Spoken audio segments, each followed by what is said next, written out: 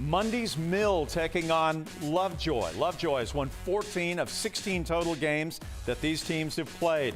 Cameron Smith streaking down the far sideline. Lovejoy takes an early 7-0 lead.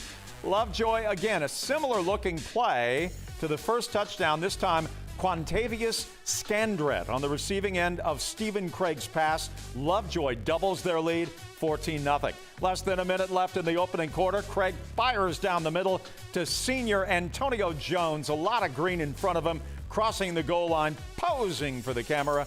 All Lovejoy tonight, 38-6.